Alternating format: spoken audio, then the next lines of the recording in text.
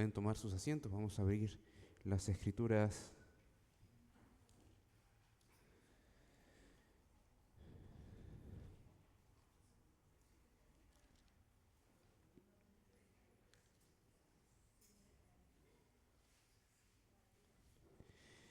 En Proverbios 1 vamos a tener este tiempo de lectura, vamos a leer hasta el versículo 7.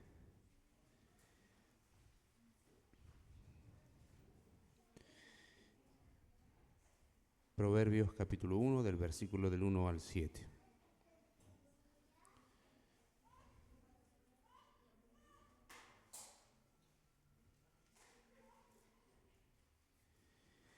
Dice así la palabra del Señor.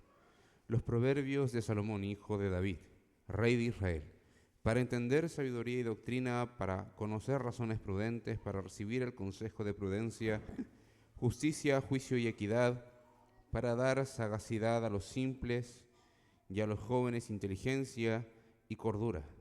Oirá el sabio y aumentará el saber, y el entendido adquirirá consejo, para entender proverbio y declaración, palabras de sabios y sus dichos profundos. El principio de la sabiduría es el temor de Jehová. Los insensatos desprecian la sabiduría y la enseñanza. Que el Señor bendiga nuestros corazones por medio de su palabra. Podemos constituir nuestras clases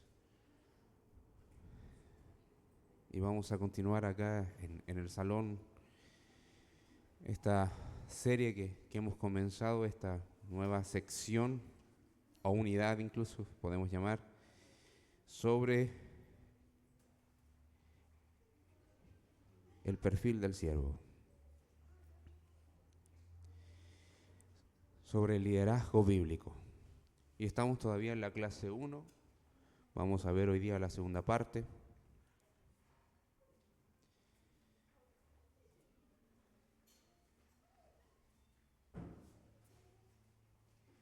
Vamos a ver la segunda parte. El domingo pasado, ¿cuáles fueron los aspectos que abordamos en sentido general? ¿Cuál era como el ítem primero que vimos? Apuntamos a dos áreas fundamentales cuando hablamos de la vida de quien quiere servir. ¿Cuál era el perfil del servidor? Y establecimos al menos dos aspectos fundamentales. ¿Quiénes eran los aspectos en relación con la congregación y también los aspectos relacionados con la vida personal? Y en esa parte quedamos.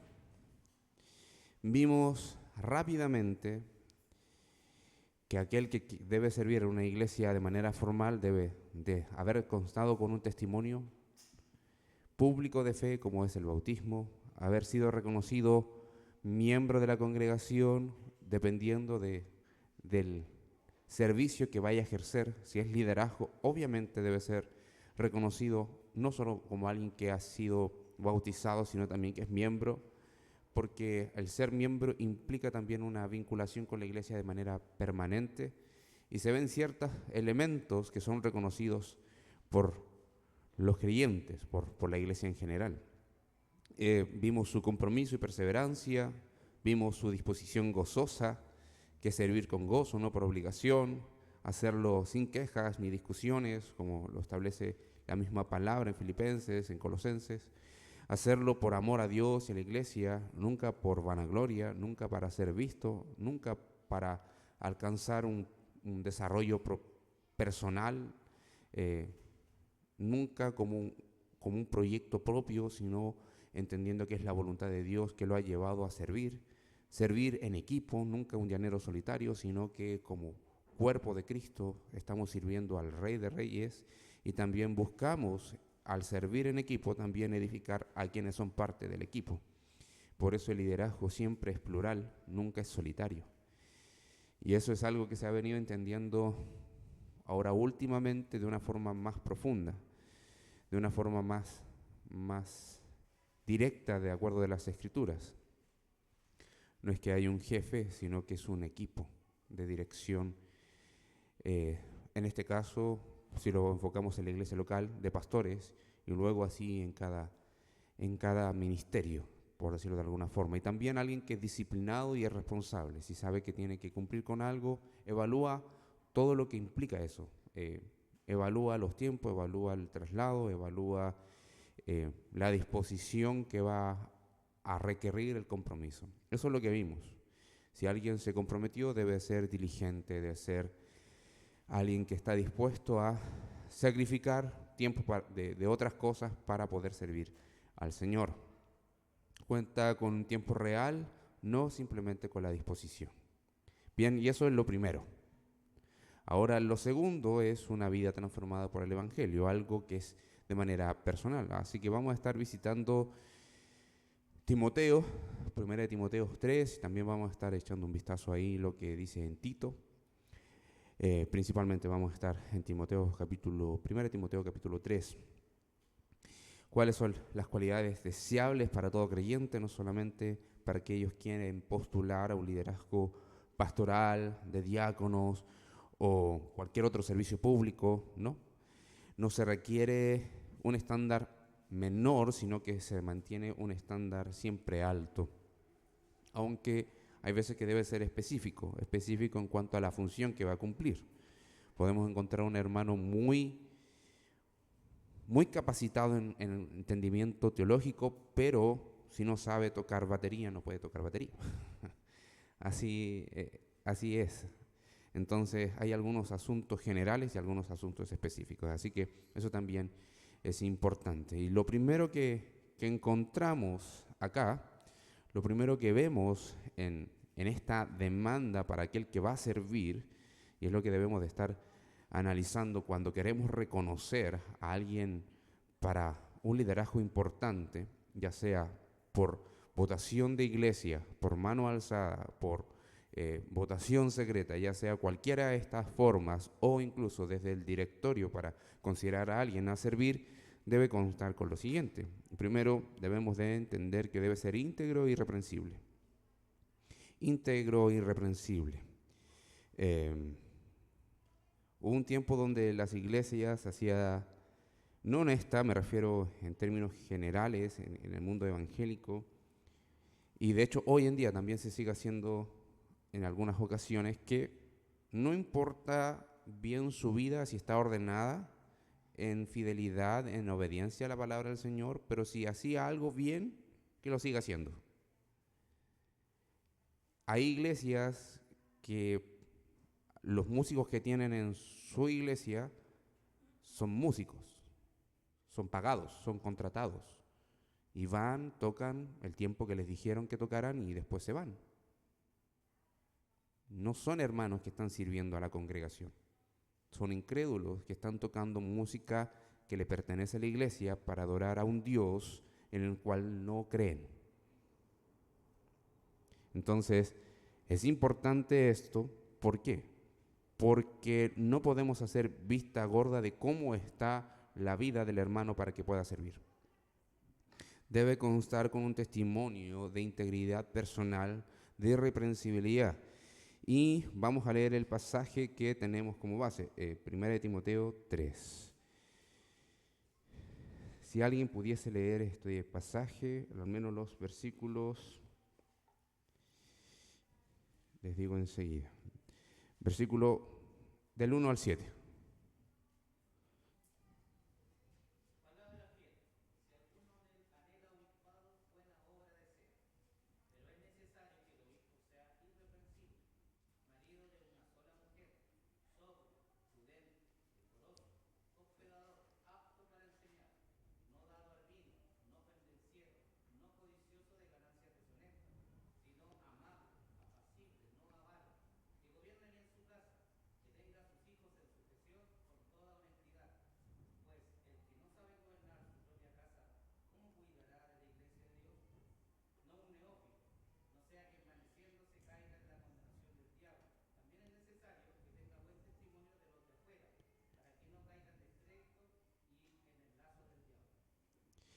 Muy bien. Si se dan cuenta, muchas gracias, hermano Roberto. Si se dan cuenta, parte desde una perspectiva privada. algo que nace en el corazón, el deseo. El deseo no se ve a simple vista, se debe de exteriorizar. Entonces está apuntando a analizar algo que está en el corazón de esta persona, el deseo. ¿Y qué es lo que desea? Un obispado, un cargo de reconocimiento, un ejercicio, una labor que le implica una gran responsabilidad.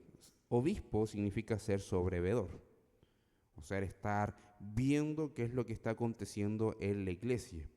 Pero acá cuando se habla de obispado hace una alusión directa a lo que debe de hacer un pastor, un anciano.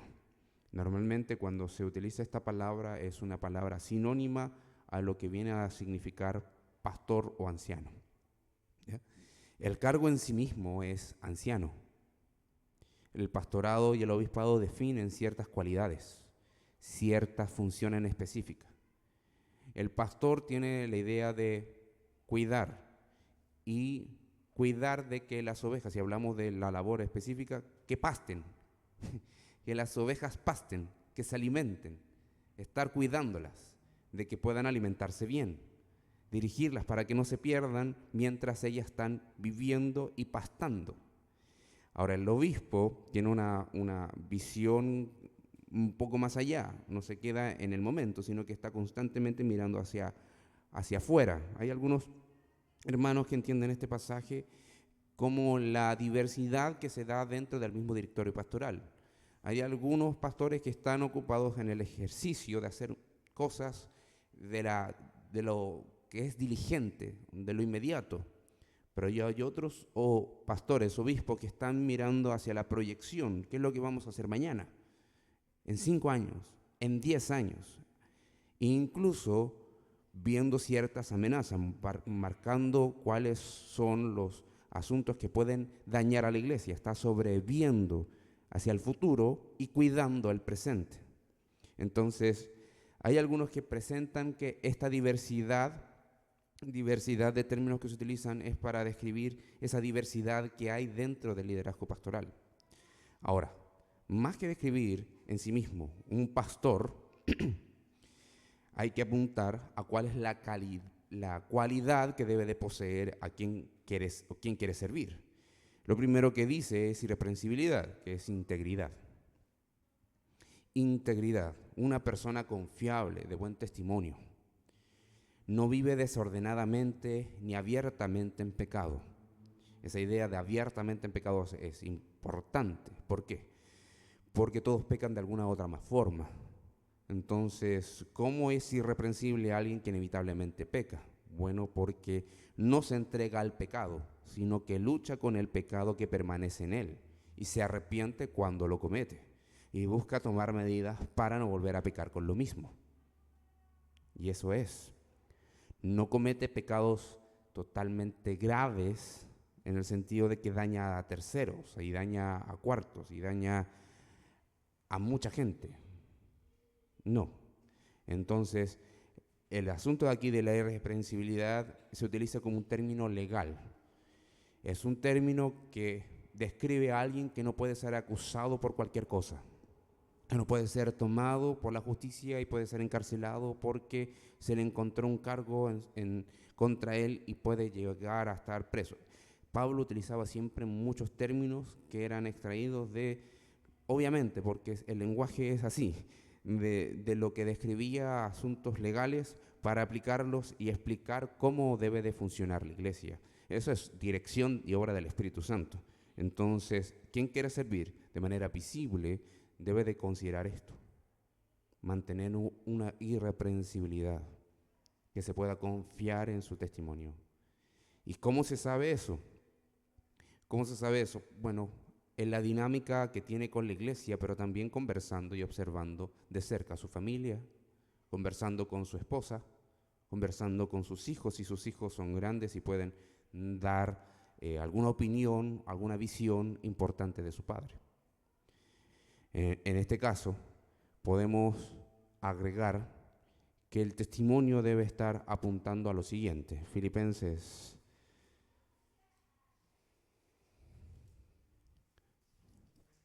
2:15.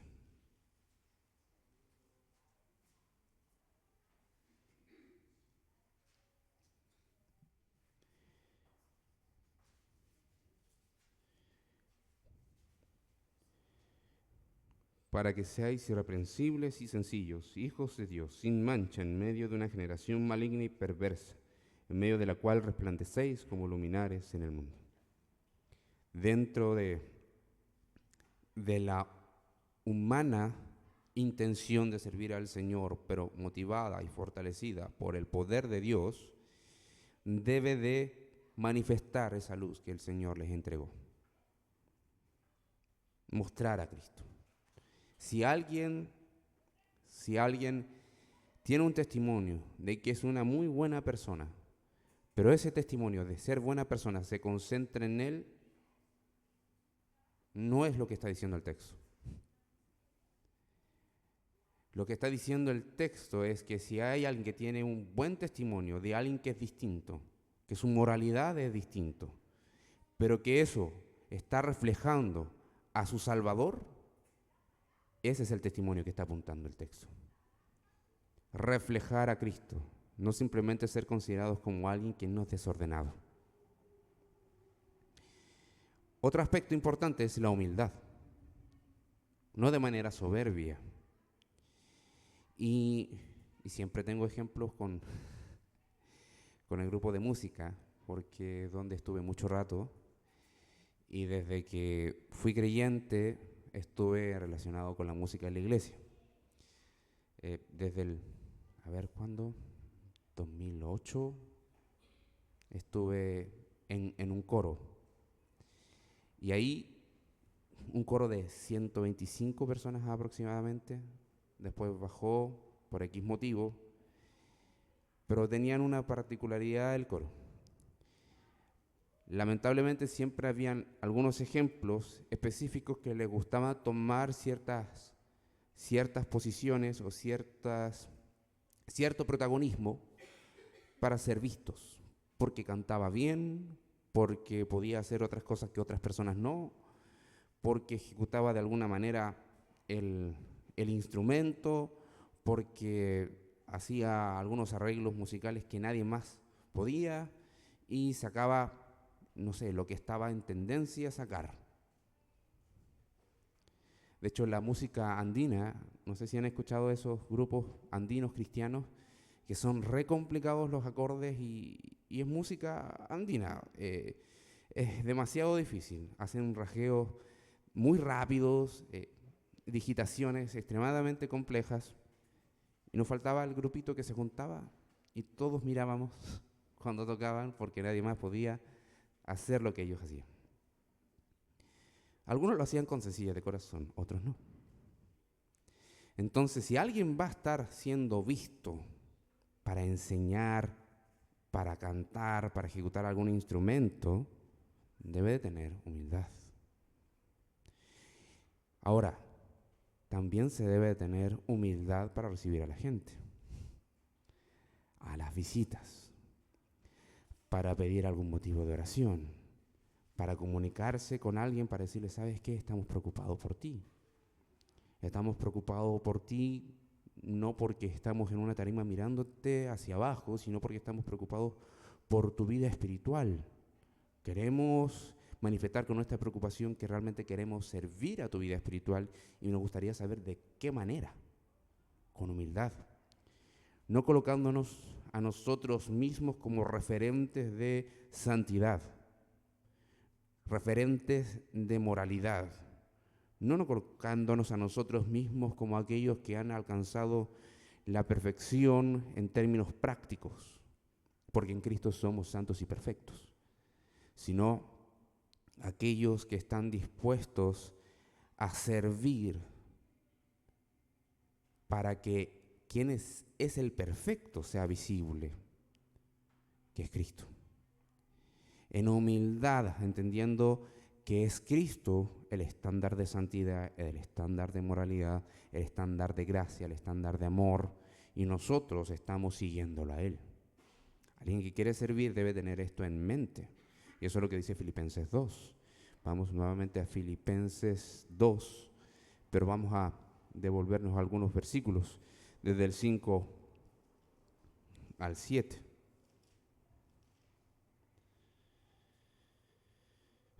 ¿Alguien pudiese leer ese pasaje?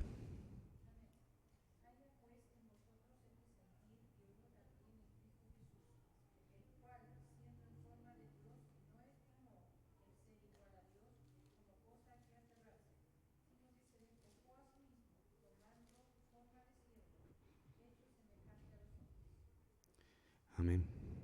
Entonces el llamado del siervo en cualquier forma que tome este servicio es este: tener una misma actitud, la misma actitud que Cristo mostró, quien siendo Dios se humilló, tomó una forma que naturalmente no era la suya, sino que una forma de siervo, una forma de hombre, para servir y llegar hasta la muerte y muerte de cruz, una muerte humillante.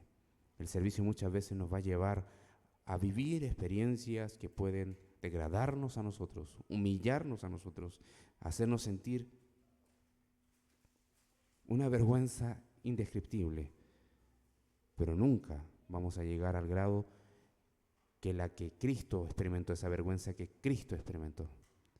Si eso es una realidad, ¿cuánto más deberíamos sentir con gozo la oportunidad de padecer y servir por Cristo, ser humillados por Cristo? El servir a la iglesia implica renunciar al orgullo, buscar el bien de los demás y asumir la disposición humilde y obediente.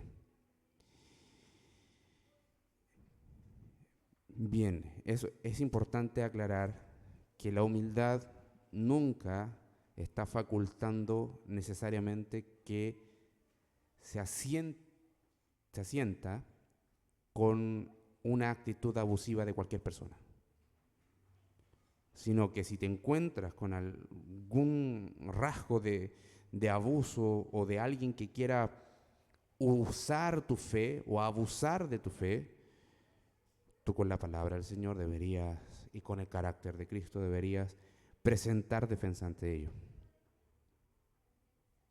Porque la humildad en sí mismo implica mostrar a Cristo, tener el sentir que tuvo Cristo, pero nunca entender que hay principios que deben de regular a todos en la iglesia, y es el amor. Y cuando eso no se da, y se da presente el abuso y el querer manipular a la gente, necesariamente se tiene que explicar la verdad, porque quien está haciendo eso está pecando, y se debe de comunicar. Se debe de comunicar. Entonces la humildad es necesaria para poder servir. Es necesaria para poder servir. Bien, ahora podemos seguir avanzando con Timoteo, con primera de Timoteo capítulo 3.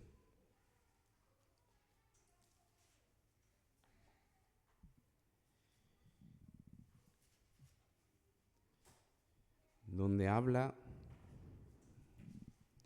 que necesariamente aquel que está deseando ser obispo, deseando ser anciano, debe ser marido de una sola mujer, debe ser fiel, debe ser sobrio, prudente, decoroso. Hay varias características acá. Hospedador, apto para enseñar. Sobrio, que no se deja guiar o dominar por emociones desordenadas o incluso por gustos, impulsos. Es prudente, es templado, sabe cómo moverse en la casa del Señor y fuera de la casa del Señor, cuando está reunido con la iglesia y cuando no está reunido con la iglesia. Es decoroso, busca andar siempre ordenado, en el sentido de que su vida se vea ordenado y que adorna la gracia que ha recibido de parte de Cristo. Adornar la gracia es la idea de mostrar con sus obras que realmente ha sido impactado por la gracia. Es hospedador. Aquí en el contexto es alojar a personas. Ahora, necesariamente hay veces que no siempre se da el asunto de hospedar a las personas, pero si dado el caso, debe estar dispuesto para poder hacerlo. Y apto para enseñar, está capacitado en conocimiento bíblico, teológico, pero también tiene el don para poder hacerlo. De hecho, es primero el don y después la capacitación. Porque se puede tener la capacitación teológica, pero si no está apto de parte de Dios, necesariamente no está del todo apto para enseñar. Entonces eso es importante.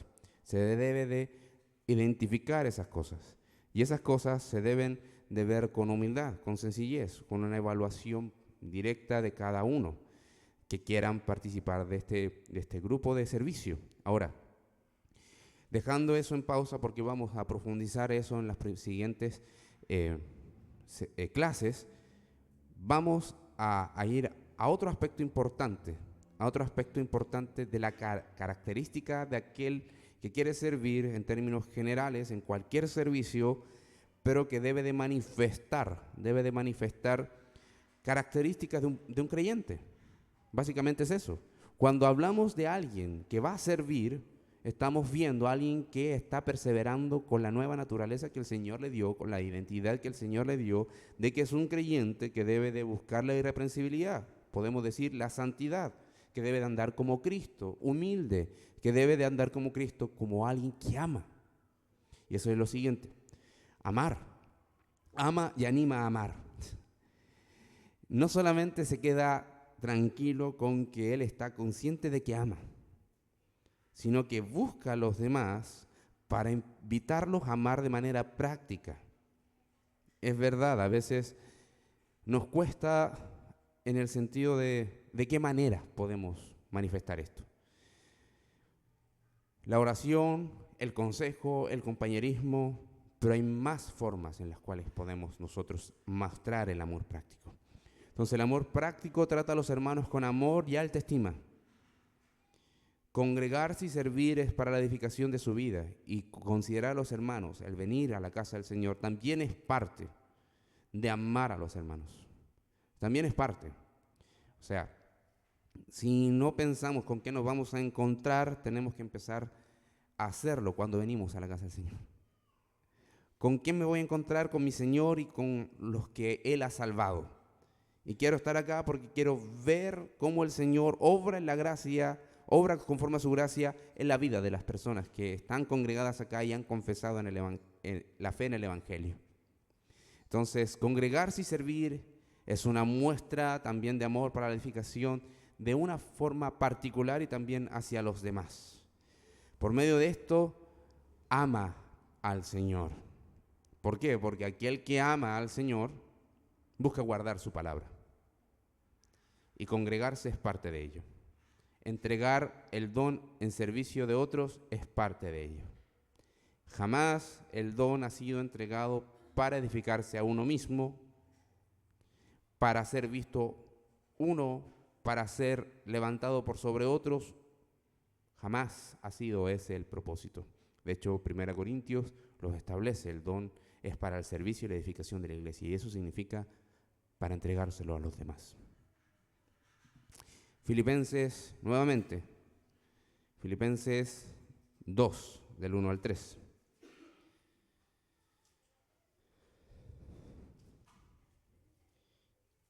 ¿Quién podría leer ese pasaje?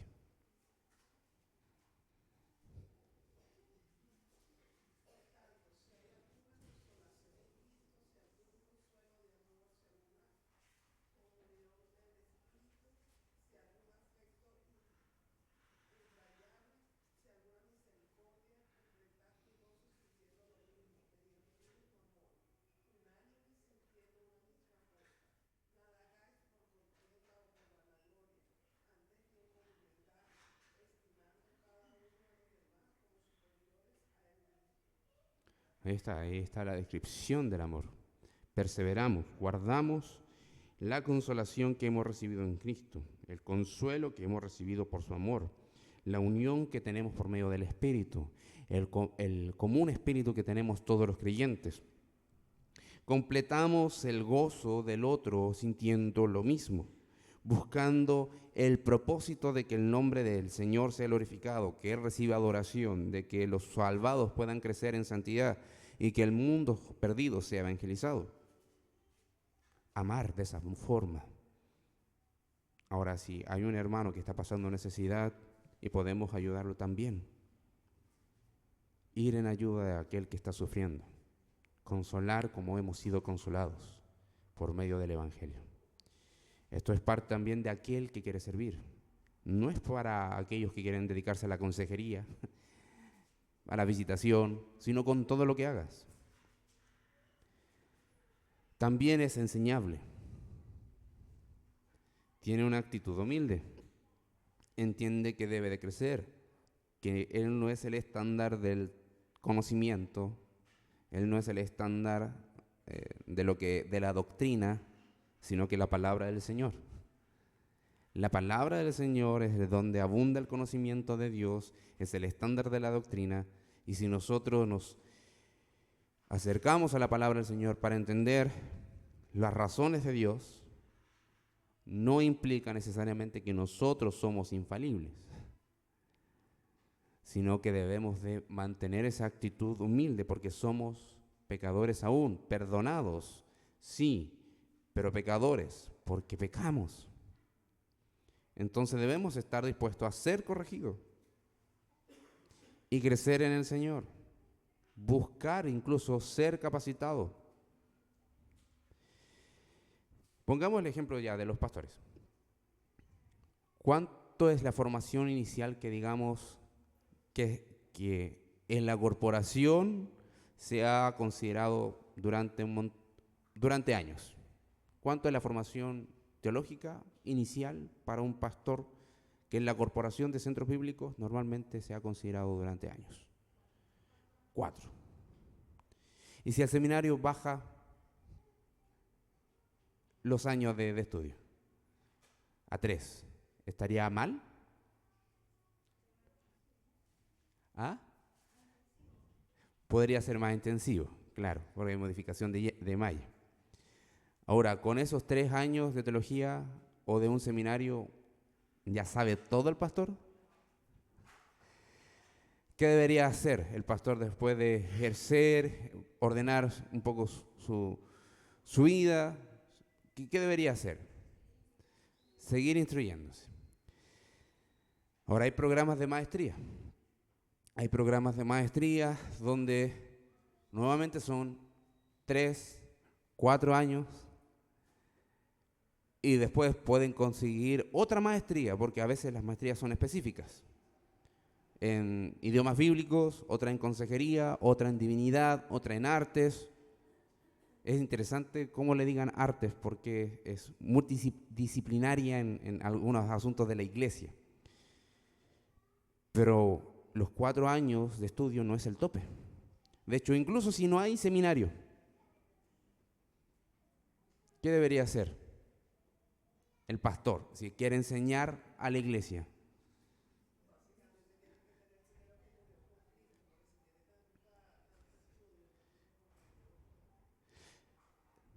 Entendiendo lo mismo, entendiendo que si el estudio los está tomando de la misma forma, que una manera en la que podemos tener comunión, no simplemente para llenar de información nuestro cerebro, sino que es un medio con el cual manifestamos nuestra comunión para estar capacitados y así servir. Bueno, si no hay seminario, que los seminarios no nacen espontáneamente, sino que se formaron por la necesidad de la iglesia de formar a hombres capacitados, y el liderazgo del momento, de la época, no estaba dando abasto para poder servir en esa dirección. Necesariamente, si alguien descansa, que ya tiene una capacitación de base y no sigue capacitándose, incluso si no se inscribe en ningún seminario, ningún programa de maestría, debe seguir profundizando en la palabra del Señor. Y profundizar, y profundizar, y profundizar. Desmenuzar la palabra del Señor. Si es necesario ir palabra por palabra para saber qué es lo que significa, que así sea. Para entender cómo se conecta el antiguo con el nuevo, cuál es la referencia de algunos textos en específico con el nuevo, para entender las razones de Dios. Los padres de la iglesia, o mejor dicho, los primeros discípulos no constaban necesariamente con escuelas o seminarios. Lo que habían eran escuelas rabínicas. Y ellos salieron del judaísmo. Entonces no podían ir a tomar escuela y formación teológica ahí, sino que se sentaron a escuchar la voz de Jesús, de su maestro, y a estudiar los escritos, y estudiar los escritos, y estudiar los escritos. Por medio de la obra del Espíritu Santo, saber que debían de aprender, sabían que debían de esperar la iluminación del Espíritu Santo para comprender el texto revelado. Ese es otro tiempo, pero el principio es el mismo. Acercarse al Señor, entendiendo de que debemos de ser corregidos, enseñados y buscar ser capacitados para toda buena obra. Y eso lo hace la palabra del Señor. 2 Timoteo 3:16, la palabra del Señor es útil para enseñarnos, para corregirnos, para redarguirnos, para instruirnos. ¿Por qué? Porque el mismo texto dice que es inspirada por Dios. Entonces, ese es el fondo. Los seminarios tienen una gran oportunidad de ser de bendición siempre y cuando están anclados como eje central en la palabra del Señor y no tomando como autoridad las sistemáticas, las teologías sistemáticas. Incluso eso es importante hacer ese análisis, debido de que las teologías sistemáticas están ordenadas por hombres, lo que sabemos que pueden incurrir en algunos errores. Pero ¿qué es lo que no tiene error? La palabra del Señor. La palabra de Dios. Y esa es la autoridad. Si la teología sistemática está compartiendo fielmente la palabra del Señor, podemos descansar. Pero si no es así, podemos presentar observaciones por medio de la palabra del Señor. Y eso es importante porque esa es la autoridad, las Escrituras. Y todos nosotros estamos siendo corregidos, estamos creciendo y debemos de buscar ser capacitados. También dos aspectos solamente, que es una vida familiar ordenada. Aquel que quiere servir, ya sea en cualquier etapa, su vida debe ser ordenada. Y si tiene familia, partiendo con su esposa, la familia comienza de 2. Así es la constitución familiar inicial. Después se agregan los hijos, que es como una ampliación de la familia en sí misma. Lo nuclear, lo medular es de 2, hombre, mujer, conforme al diseño de Dios. Y luego viene el crecimiento por la bendición del Señor. Entonces debe ser ordenada. Coloca la suficiencia de las Escrituras como un eje central en el desarrollo de su vida. Busca ser fiel a la Biblia con sus mandatos, principios. Y ahí está. Si está casado, tiene un compromiso de edificar a la familia y cuidar a su matrimonio. Y eso es lo que establece 1 Timoteo, como ya leímos, capítulo 3. Considerando también las diversas realidades. Si es alguien soltero, también debe de cuidar de su vida y debe de dar un buen testimonio a su familia. Y por último, evidente búsqueda de santidad. Transmite que está practicando con sinceridad y honestidad lo que el Señor manda y busca evitar el pecado. Busca cuidarse para el Señor, vivir para el Señor, buscar andar en el Espíritu y que el fruto del Espíritu sea visible. No dándose a los placeres, por más que esté en una etapa donde el mundo comienza a explorar. En la adolescencia, si es creyente, en la adolescencia debe entregarse para el Señor. No a descubrir cosas, no a explorar ciertas sensaciones. Si llega a la universidad y está recién con sus primeros pasos en el Evangelio, debe de cuidarse con las tentaciones que pueden salir ahí, con la exploración, con descubrir ciertas cosas pecaminosas. No, su mandato, el cual debe regular su vida, es: vivo para el Señor, muero para el mundo, amo a Dios, aborrezco lo que hay en el mundo, busco andar en la voluntad del Espíritu, andar en el Espíritu y no entregarme a los deseos de mi carne. Y eso se debe de ver, o eso debe de transmitir el hermano que desea servir o la hermana que desea servir. Esto no es necesariamente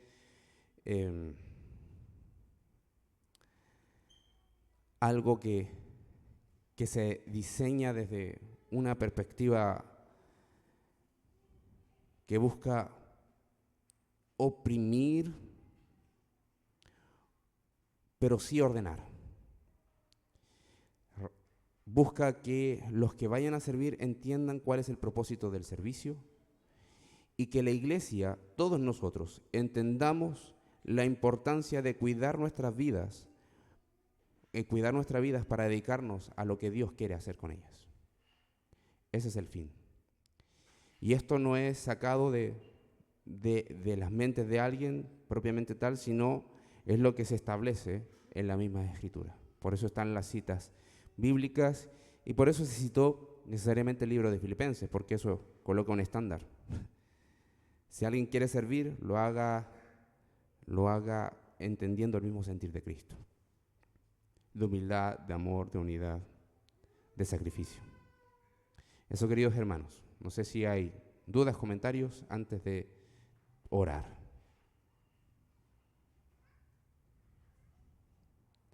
Bien, solamente un comentario al pie de la página. ¿Quién hace posible todo esto en la vida de las personas? El Espíritu Santo, el Señor. No hay nadie perfecto, solamente nuestro Cristo. Y si hay alguien que es reconocido, que sinceramente cumple y se busca ordenar su vida conforme a esto, eso es para la gloria del Señor.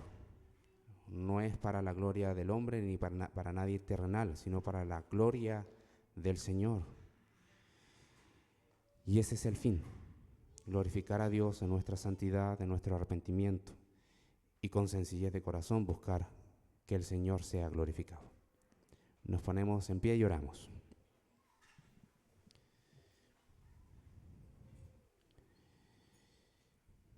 Señor, en el glorioso nombre de Jesús, venimos a ti una vez más, porque entendemos que las demandas de servirte a ti son altas, pero confiamos en el Espíritu Santo, que es quien capacita a hombres y mujeres para entregar su vida en sacrificio vivo, con un culto racional a ti. Oramos, Señor, para que todos aquellos que distinguen dones en sus vidas puedan cuidar sus vidas y así ejercer su don por medio de un amor en respuesta al amor que han recibido y hemos recibido de ti. Confiamos en tu gracia que nos promete, nos asegura que el que comenzó la buena obra en nosotros la va a perfeccionar hasta el día que el Señor Jesucristo vuelva por su iglesia.